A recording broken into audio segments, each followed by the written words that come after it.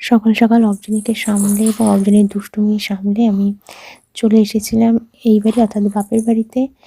সেখানে আমি আজকে শিবরাত্রির পুজো দিলাম, কারণ আমি ছোটোবেলা থেকেই আমাদের পাড়ার যে মন্দির আছে সেখানেই পুজো দিই।